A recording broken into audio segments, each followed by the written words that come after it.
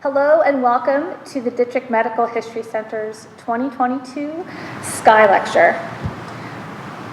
Sadly, this will be our first time holding this event without the lecture's benefactor and dear friend of the museum, Percy Sky. So I'd like to take a moment to remember Percy.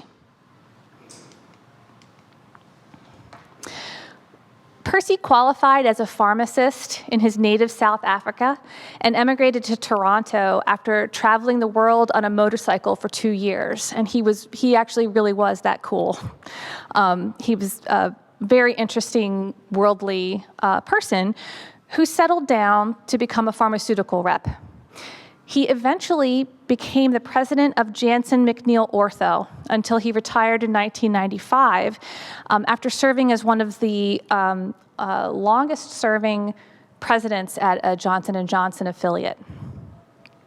During his time in the pharmaceutical world, Percy played a key role in the dissemination of 3 crucial drugs. A drug we call EPO, erythropoietin, RhoGAM, and of course, orthotricycline, the oral contraceptive better known as the pill.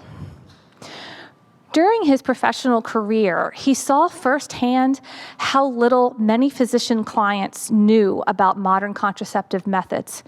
And he also realized the tremendous gaps in public awareness and knowledge about safe contraception. As a sales rep, Percy saw the value of objects or material culture or artifacts, as we call objects in museums. He saw their value as a way to engage and educate about contraception across audiences. He began to collect contraceptive devices as a means to make the science and history of this critical but often ignored aspect of healthcare to preserve it.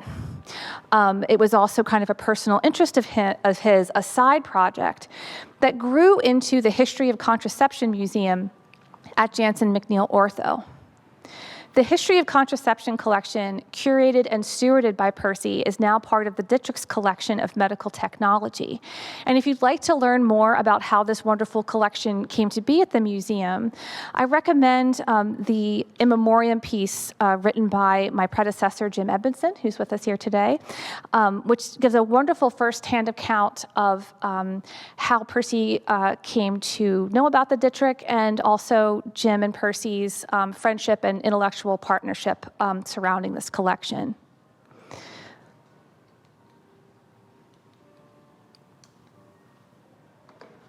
As you can see here in this photo of Percy with Dittrich archivist Jennifer Nieves, also with us here today, Percy was fascinated by artifacts. He really loved objects and stuff. He believed that the preservation of material culture was crucial to the understanding of contraception by future historians. And he saw that these artifacts, these objects, were not being preserved by others. He was also interested in the role of the consumer in technology development and how both consumer and prescriber beliefs about the safety of contraceptive technologies shaped their uptake. Percy was a proponent of providing relevant and clear safety information within drug packaging during his professional career, and I'm sure he would have found much to talk about with our speaker, Dr. Kelly O'Donnell. While I'm saddened that Percy will no longer join us here each year, I do believe that the annual Sky History of Contraception lecture, generously funded by Percy, will continue his important educational legacy. Our speaker, Dr. Kelly O'Donnell, is a historian of medicine, gender, and health politics in modern America.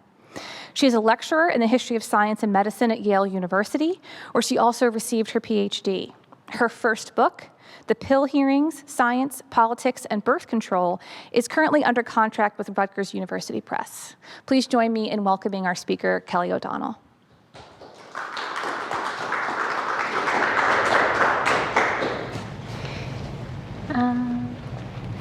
Is this set up to go as the next thing, or do we have to? Yes, we do.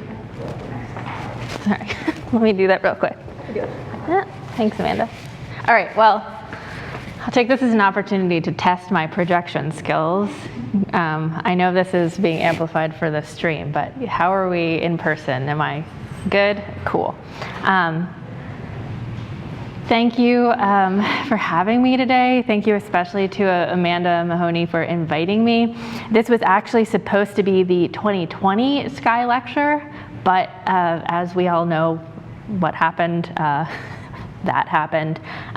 So here I am 2 years later, and I'm really excited about it because I think for me personally, this is like a hopeful marker of some of the maybe positive trends and changes we've seen recently about the state of our world and our ability to be together in person, even if, it's masked at least part of the time.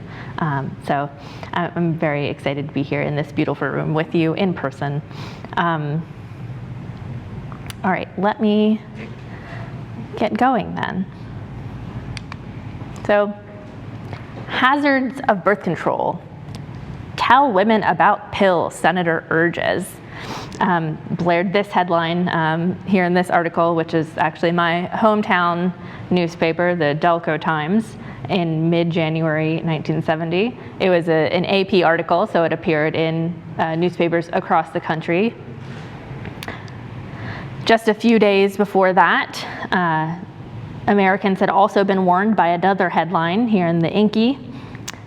Researchers critical of pill to testify at Senate hearing. Americans had been hearing increasingly alarming media reports about the birth control pill for months at this point. Readers of both local and national newspapers like these, and people turning into nightly news broadcasts were rightly curious about all this hype behind these kind of headlines. For oral contraceptive users, the news that the Senate was opening an investigation must have been some kind of relief or at least curiosity. So between January and March of 1970, Senator Gaylord Nelson, up there in the top left of Wisconsin, put scientific understandings of the pill on trial, basically, trying to discern whether women were taking a drug that was unsafe and whether they were adequately informed about any potential harms. Nelson called on experts in biomedical research to testify about the growing scientific knowledge behind birth control pill side effects. Did these recent mass media revelations about potentially dangerous side effects have any scientific merit? Were physicians knowingly withholding any critical information from their patients about this? Should women be better informed about the potential risks of taking the pill?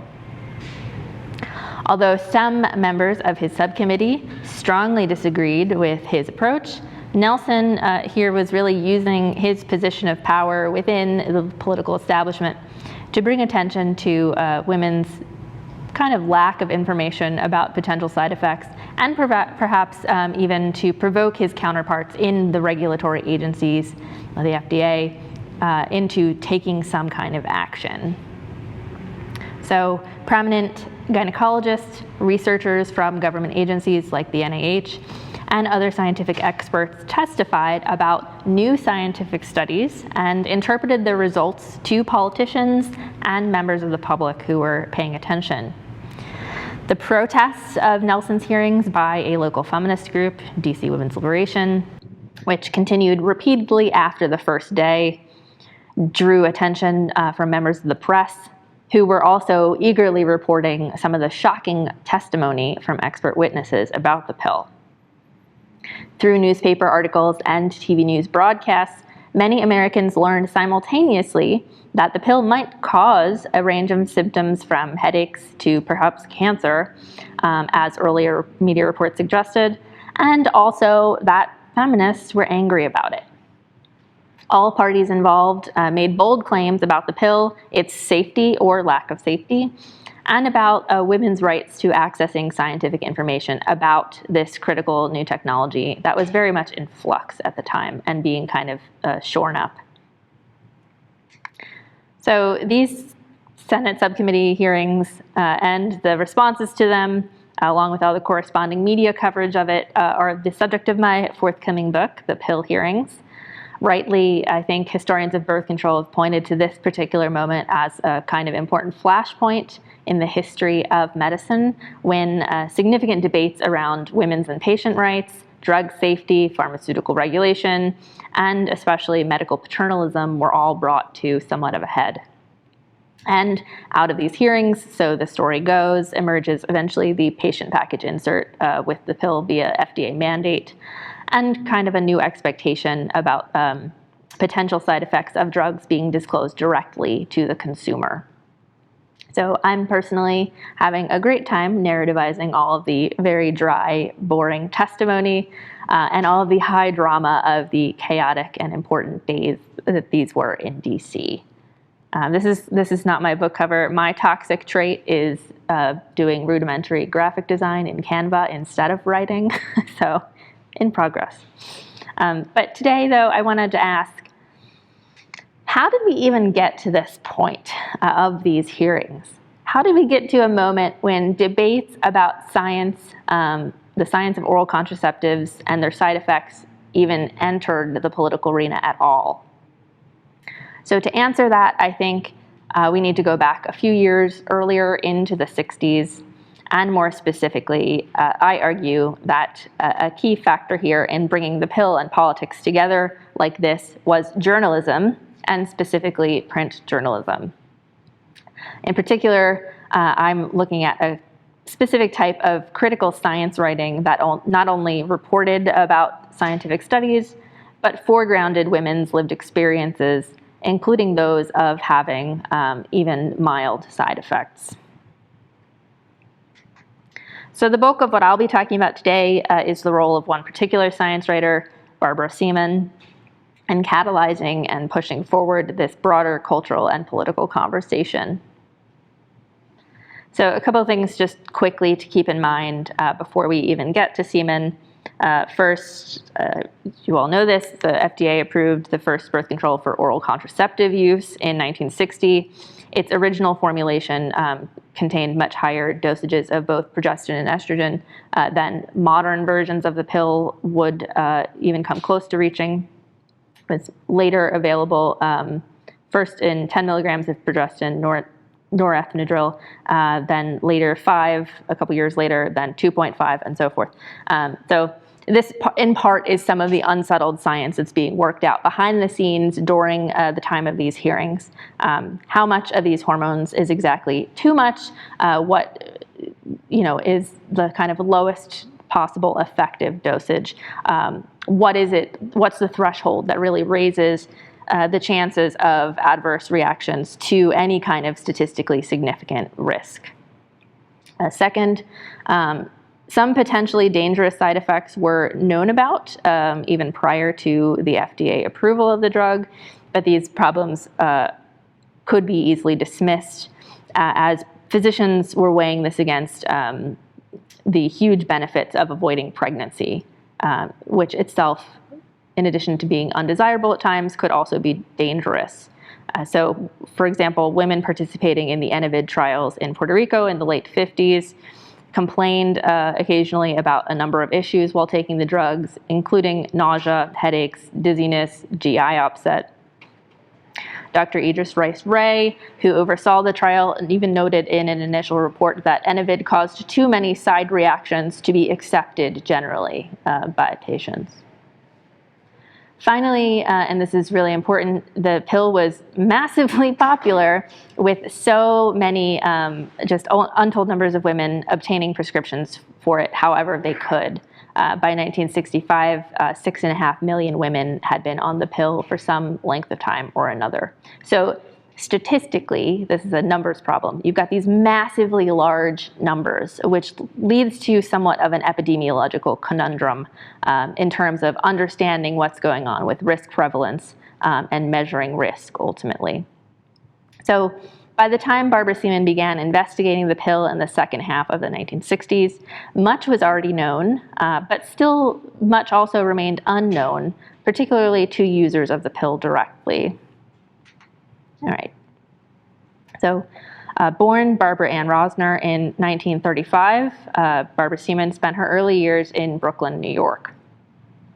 After attending Oberlin College and graduating in 1956, She followed a typical path for a young middle-class woman during the baby boom era. She married a medical student, Gideon Seaman, and they settled down in Long Island and later the Upper West Side of Manhattan, where he practiced psychiatry. After their third child was born in 1962, she decided she was going to pursue a career in writing, which was her first love. She started with topics that she could speak authoritatively on, writing pieces on child rearing and marriage, such as this one in Mother's Manual on Breastfeeding. This was her first published article. And this one in My Baby, which was How to Prepare Your Baby for Harvard. Just adorable. In much of her early career, she also leaned heavily on her husband's credentials as a psychiatrist, often co-authoring pieces with him, even in cases where she did most or all of the work. She did also manage for some time to be a ghostwriter for Dr. Joyce Brothers' psychology column in Good Housekeeping, which was hugely popular. The Seamans eventually got their own regular column in Brides magazine called Understanding Your Marriage, seen here. So in 1965, the year of this article, and also coincidentally the year that the U.S. Supreme Court struck down state laws banning contraception for married couples in Griswold v. Connecticut, the Seamans started working on an expanded book-length version of their Brides column. It was described in letters with their publisher as going to be a short book, a guide to picking one's contraceptive methods for newlyweds, with a chapter devoted to each of the prevailing methods and citing the strengths and drawbacks, both medical and psychological, of them. The Seamans and their publisher thought that it would be a popular and profitable book, since there's so much interest in and confusion about the new methods, such as, in 1965, the pill. Meanwhile, Barbara Seaman was also networking her way into a position at Ladies' Home Journal. She pitched several ideas to the magazine's editor, Peter Wyden, which were mostly about popular psychology topics like those she'd been working on before. He was most interested, though, in her ideas for articles about contraception. The first one that he accepted for publication focused on the psychological reasons behind contraceptive failure. The next focused on the dangers of birth control operations, that is, sterilization procedures. The Ladies' Home Journal hired Seaman and her husband, giving her longer investigative pieces and some column work, and the couple together their own co-authored new advice column, like a successor to the Brides one. Work with the journal also came with a pay boost, and they also would pay for her research expenses, like out-of-town trips to conferences and medical meetings. Seaman recalled later on that it was during this time that she began to take herself very seriously as someone reporting on contraception specifically. At these conferences that the journal paid for her to attend, she began speaking directly with physicians and scientists. She noted, "Everyone had their own axe to grind, and after a while, I learned to ask the right questions." So, by going to talks, listening to the attendees, becoming more familiar with their jargon and their habits, reading journals, she grew more comfortable in the conference environment and with the scientific community. During the course of researching birth control, however, Seaman started to grow concerned about reports questioning the safety of the pill, which had only been approved and in use for not that long, but was becoming very popular by the mid-60s. Encouraged to pursue this topic further by her editor, she began her investigation of scientific studies on the pill, and then also enrolled in an advanced science writing certificate program at the Columbia University School of Journalism to further hone her investigative skills. Seaman fully embraced her new identity as a science writer, feeling that her ability to interpret studies and do this work gave her a new sort of expertise. So she continued going to these meetings and reading all these new studies coming out on the pill, now with a more critical eye. But she wasn't only speaking to professionals. Each time she wrote about contraception or promoted her column or did a TV interview, she received letters from readers, which she described as, quote, a wonderful source of research. She used these correspondences as a springboard for further research on how to find contraceptive side effect possibilities. She recalled in an interview, which I have up there, they helped me to determine what side effects were common and what side effects were not even mentioned in the medical literature. Once I heard about something from half a dozen different women who seemed perfectly sane and reliable and could give me their exact history, I knew that this was very likely to be a side effect. So then I would go and look up and see if there'd been some little clinical study somewhere. So clearly she's becoming quite proud of her ability to see connections that others hadn't yet, and to synthesize disparate and obscure bits of information and kind of not predict, but anticipate some of these developments. As historians like Elizabeth Watkins have shown, the public started to lose a bit of confidence in oral contraceptives in the late 60s, due in large part to the popular media, which, in Watkins's words, extended the controversy beyond the confines of the medical community. So Seaman was far from the only voice in this public debate over the pill's safety.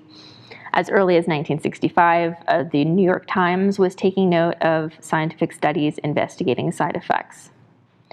Over the next several years, journalists from the Times to Newsweek to Ladies' Home Journal to McCall's up there, they all kept a close watch on medical journals as well, eager to translate the latest findings for their readers.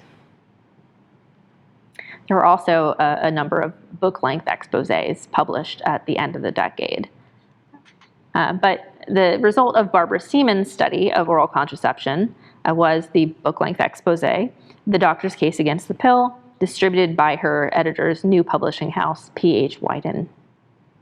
In The Doctor's Case, Seaman systematically detailed all of this reporting on the side effects of the pill, devoting chapters to things like blood clotting, #1 danger, strokes in the pill, cancer in the pill, diabetes in the pill, how the pill can spoil sex, and all these other issues disparately found in published scientific studies on the drug's safety. The pill, she determined, was a potentially dangerous product, deserving of more rigorous study by scientists, and maybe even fewer prescriptions by doctors. Yet, while these potential linked side effects of the pill detailed in Doctor's Case seemed dangerous, Seaman argued, they weren't even really the worst part. Perhaps the bigger concern was what she called the silence that could kill you. That is, the unwillingness of doctors to share these important potential dangers with their patients. So for most women, she explained, the deceptively easy act of swallowing the innocent-looking pill is, in fact, an act of uninformed consent. And I think that really this is the crux of the debate, right? Whether or not the side effects were going to be borne out in reality as like direct links. This is more the preoccupation of this debate. It's the kind of what information do we share to patients and when, right? Do we have to wait for some pie in the sky kind of scientific consensus, or can we share these kind of developments in progress with them? So she noted that while physicians had access to the latest scientific studies and warnings about side effects, patients, even college-educated white middle-class women like herself, were wholly dependent upon them to share that knowledge at their discretion. So although a primary goal in Doctor's Case was to highlight potential dangers of the drug, implicit within Seaman's criticisms of doctors were criticisms of doctors who did not properly inform their patients about the pill. And she included all these kind of descriptions about how an ideal doctor-patient relationship should function.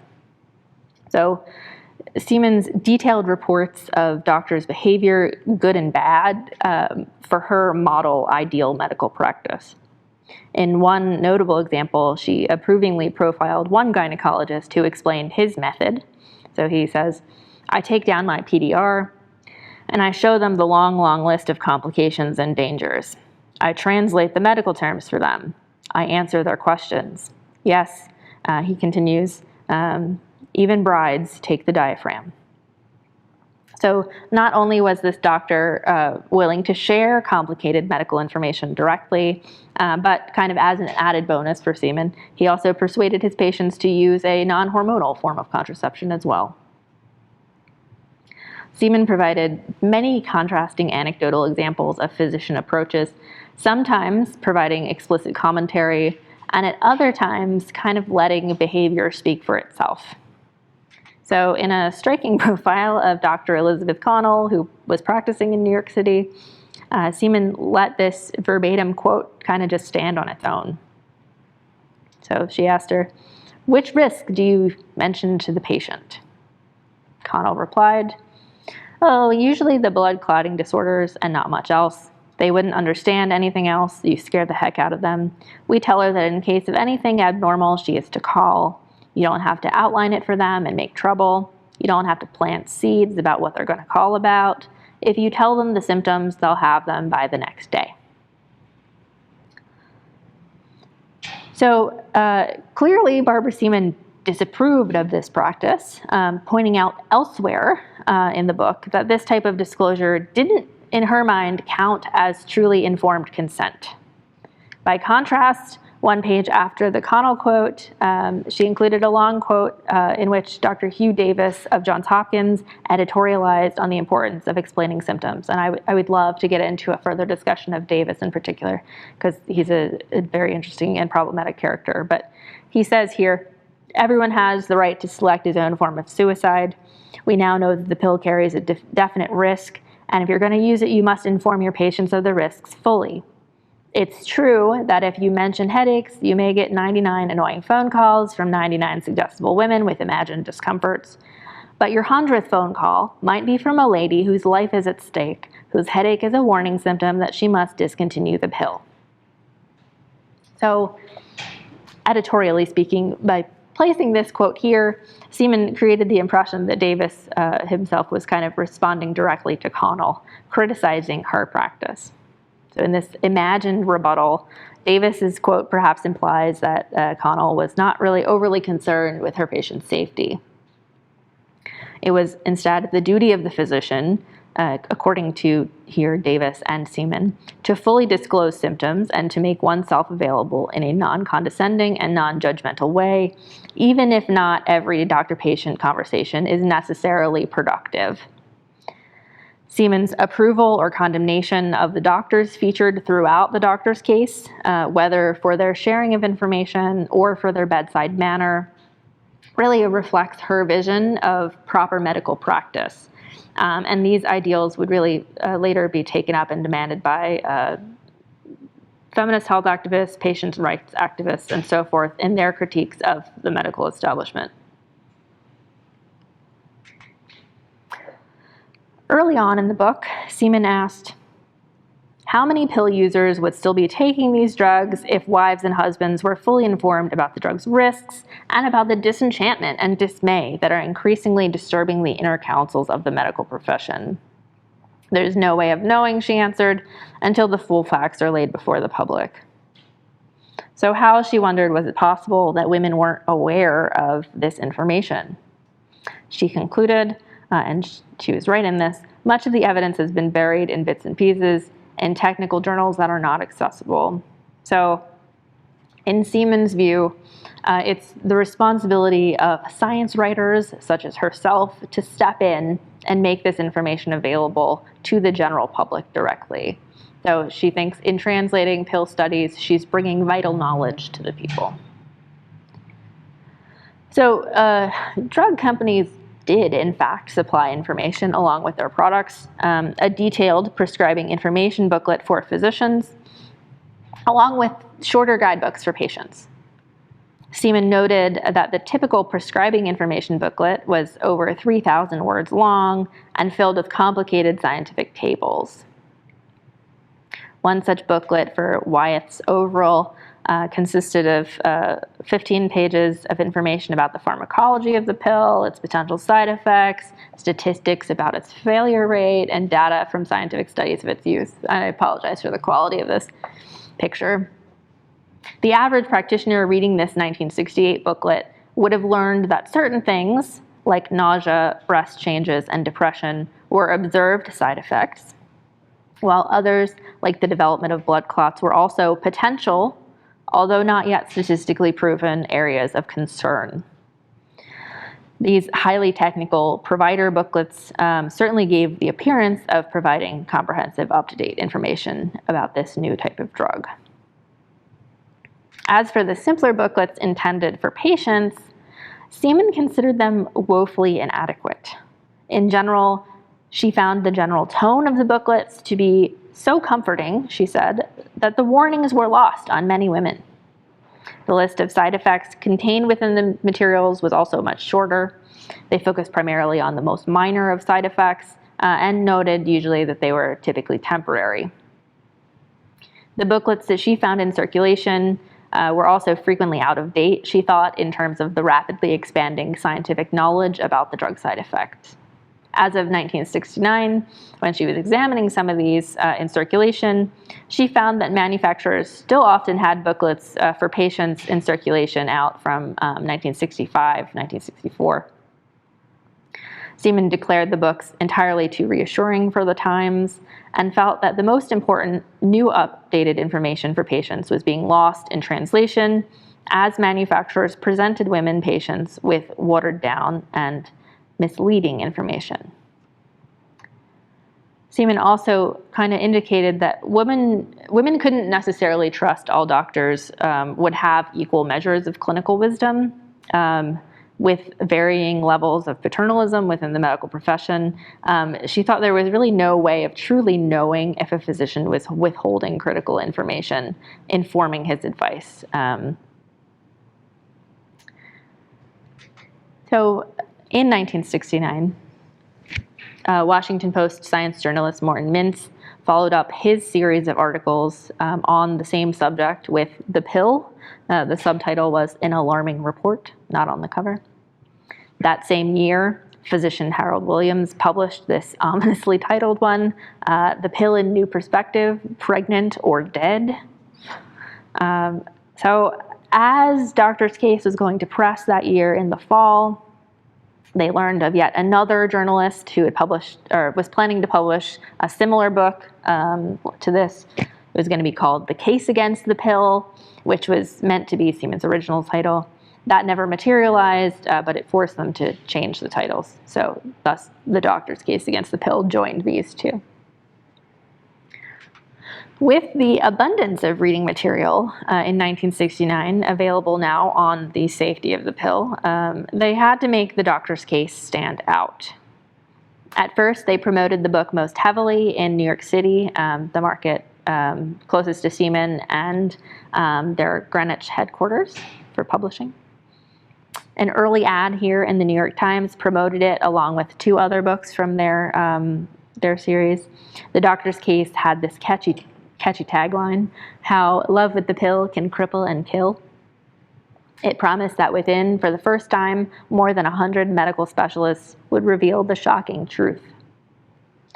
So things like these Times ads, combined with Seaman's multiple appearances on local evening radio shows, stirred at least hometown interest. Interest in the book expanded somewhat after Seaman began promoting it through the National Association of Science Writers, where she was an active member. And she did receive an early, very positive review in that organization's publication. From there, several other science writers took notice and reviewed the books in their respective publications. So the most noteworthy of these is this one from Victor Cohn in October in the Washington Post, his paper. Cohn summarized Seaman's major findings and praised her for doing, quote, the best job so far of laying out the unfavorable evidence in everyday language. So this brings us finally back to Washington, D.C., and back to Senator Nelson, and why, ultimately, Seaman's book is the one that spoke the loudest amid this cacophony of critical journalism about the pill. So, Gaylord Nelson had served 2 terms as the Democratic governor of his state before his election to the Senate in the early 60s. Remembered today primarily for his role in founding Earth Day in 1970, which he was doing at the same time as this, Nelson was also a leading consumer advocate in Congress. He had a particular interest in health issues, especially around what he saw as the dubious claims of some pharmaceutical companies. When he took over as chairman of the Senate Small Business Committee's subcommittee on monopoly, he met an ally there. The staff economist of the subcommittee, Ben Gordon, had been serving for a while, and he believed that the drug industry practices were, quote, obscene, and that together doctors were, quote, woefully uninformed about drugs. Together, Nelson and this guy Gordon used the subcommittee as a platform for, as one journalist at the time described it, badgering the drug industry, government officials, and anyone else Nelson suspected of ripping off the public. Throughout the late 60s, Nelson held a series of hearings in his subcommittee that focused on drug pricing, the relationship between the pharmaceutical industry and the medical profession, and the misuse of specific types of drugs, like, for example, antibiotics. Internally, the staunch birth control proponents at Planned Parenthood's World Population Division characterized Nelson as, quote, one of the government's severest critics of pharmaceutical companies. Nelson's biographer later characterized this string of hearings on competitive problems in the drug industry as largely a 2-man show with little participation from other members. The overall tone was deliberately confrontational. As Gordon later described it, it was black hats and white hats, who's a villain and who isn't a villain. So Nelson really took Park Davis, for example, to task when he dissected their ads for a drug in the early 1968 hearing. An ad for one of their products appeared in American medical journals and included a warning required by the FDA that revealed potential side effects to their physician readers. Its British equivalent, however, Nelson found did not. So he wanted to know, weren't these American companies kind of morally, if not legally, compelled to inform their international audiences about this potential risks in the same way? Why weren't these companies not disclosing such vital information? He asked, I would think that you would not sleep at night, frankly. You or any drug company that would do that, of a Pharmaceutical Manufacturers Association representative. Rumors swirled that pharmaceutical companies were deliberately working against Nelson's 1968 campaign for re-election. So the following year, when Barbara Seaman and her publisher are readying the doctor's case against the pill for publication, Senator Nelson would have been an ideal audience for this expose. They actively sought his reaction to the book and to its claims. Seaman opened her late September letter to Nelson with a bold metaphor related to her during her time as an investigative science journalist. She said, Dr. Albert Hibbs of NASA once told me that he feels many modern scientists are like little boys with pop guns. They're so thrilled with their technologies and their magic that they do not stop to think of the consequences. Ominously, she continued, time and time again, the scientific doomsayers have been proven correct. Only now, for example, when it's almost too late, are we really attempting to curb pollution. So, drawing Nelson in with this dire warning and a comparison to his other pet project, protecting the environment, Seaman set the urgent tone of her appeal to the senator. As she had uncovered in her research, it was clear from her perspective that the mischief that the birth control pill may be making is probably not reversible and could result in a tragedy of almost unbelievable proportions. So for several pages, you see up there, page 6, citing recent medical reports on side effects, extensively quoting experts she interviewed, and appealing to Nelson's sense of distrust of the pharmaceutical industry, Seaman provided basically a synopsis of the recently completed doctor's case against the pill. This investigation of side effects was something that Nelson would want to know about, the letter impressed upon the senator. To me, this sounds like madness, and I hope it will impress you that way also, Seaman said. Appealing to his high-profile interest in the environment, she again related the two crises with her choice of words, lamenting that the, quote, already documented body pollution that the pill is causing. In addition to Seaman writing Nelson directly, they had also hired a public relations expert in DC to make contact and to promote the doctor's case in the Capitol. Someone, Seaman noted, would soon be passing along another newly published medical report on metabolic effects of the pill. So Seaman closed her letter with a thinly veiled request for an investigation from Nelson on this issue. She felt that the thoughtful American public may be ready and eager for an open discussion of the topics raised in her book. So, after receiving this letter and presumably encountering a whole bunch of other alarming news reports about the pill, maybe even just reading the Washington Post, Nelson began considering congressional hearings on the subject in October. Part of his interest in the pill derived from his awareness of reports like Seaman's. New revelations about the pill were also uncomfortably similar to dangerous products removed from the market that could cause cancer or brain damage, like cyclamates or MSG, recently in the news. Meanwhile, in the background, consumer advocate Ralph Nader had gained mass media attention and acclaim for his urgings of government oversight of the automobile industry. So in the midst of a burgeoning consumer rights movement, Nelson could wield his power as chairman of a relatively insignificant subcommittee, in service of a personal and increasingly popular cause, health consumer protection. So in December, just before Congress recessed for the winter holidays, Nelson released a statement to the press announcing that he would soon convene a series of hearings on oral contraceptives.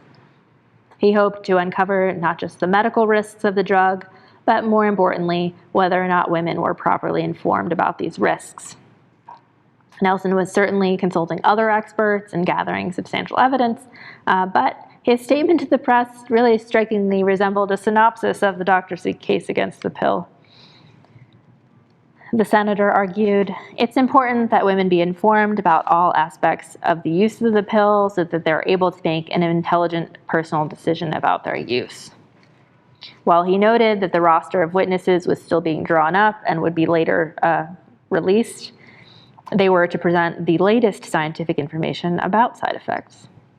He also referred to a recent British study on the pill and blood clots, and criticized pharmacists and doctors for not sharing the manufacturer's package inserts with their women patients. He concluded by declaring, users of the pill are entitled to be informed of the known side effects so that they can make an independent judgment about its risks. So like I said up front, I'm not going to talk about the hearings themselves today. Gotta wait for when I finally finish writing. But that's basically what happened. Experts were called, side effects were debated and reported on, and ultimately at their conclusion, the new commissioner of the FDA decided that actually there did need to be a new designed patient package insert included with all birth control prescriptions, which I'm sure many of you listening today are familiar with and perhaps have simply thrown out regularly. It's interesting to note also that at least in the first session of the hearings, all of the experts were drawn directly from the doctor's case against the pill. It was kind of used as a roster of experts. getting back to the idea of giving patients information directly, this is something that we kind of take for granted now, post-1970. Those kind of marked a big ask for the doctor-patient relationship, and it was kind of a subversion of medical gatekeeping and paternalism. But I hope that at least today I've conveyed to you the real significance of journalists, specifically in advancing cultural conversations around healthcare and in making political moves. This is actually even more evident in what Barbara Seaman does next after this episode, so in the mid-70s, which was to co-found what was originally and briefly called the Women's Health Lobby, which was envisioned to be like a kind of powerful K Street presence in Washington to keep pressure on the government and act as a consumer watchdog for women's health specifically. So this was quickly renamed the National Women's Health Network, founded in 1975. Still active today. Consider donating to them. I also think that this dynamic is even more important to understand and reflect on today in our pandemic times when we think about how unbelievably complicated our media landscape has become. So for better or for worse, journalists and media figures have always had a role to play in understanding public health. Media and medicine and politics have always been deeply intertwined. So thank you for listening.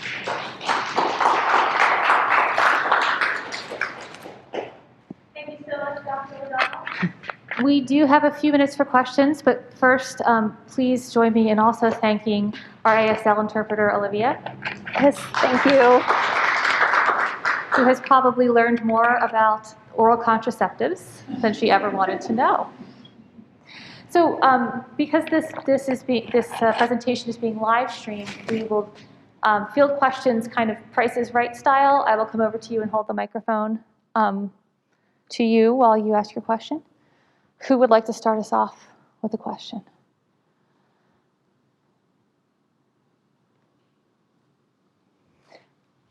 Yes.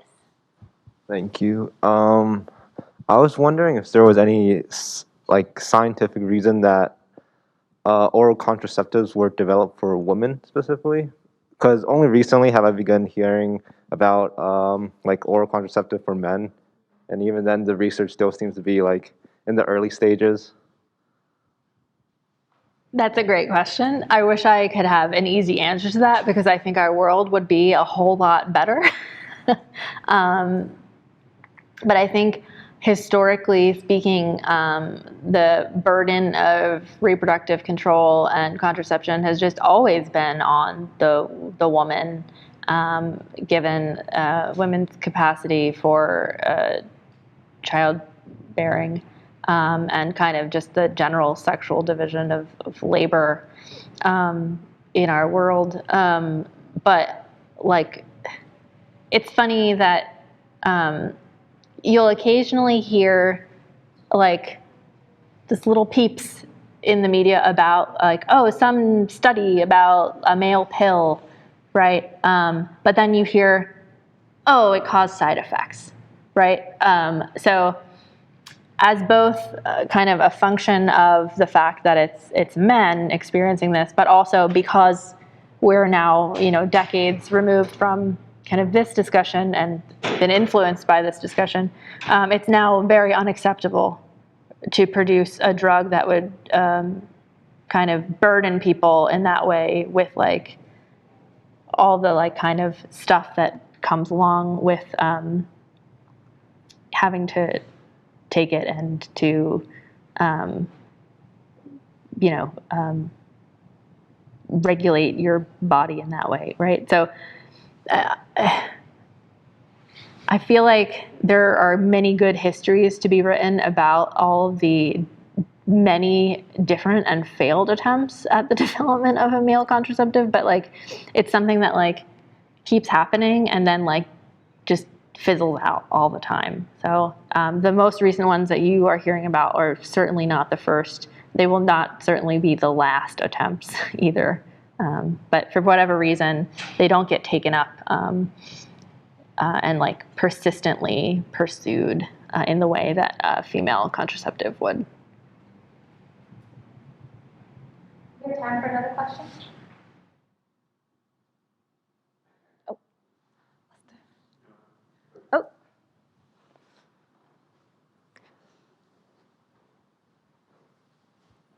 This is less a question as just a needs and opportunities sort of thing.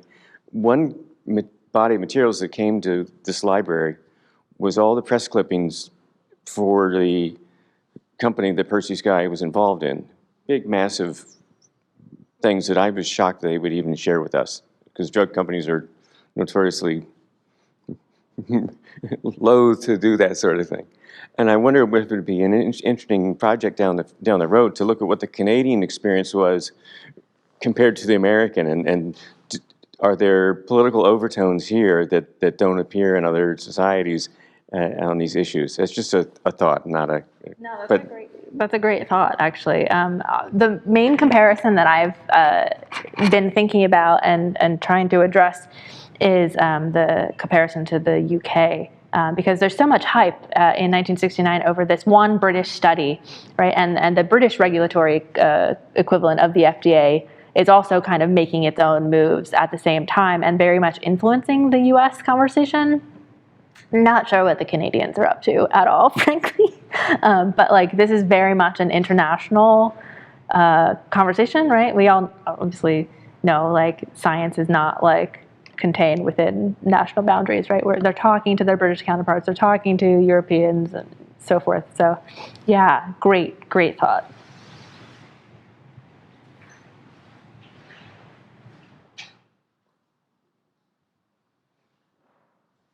Thanks.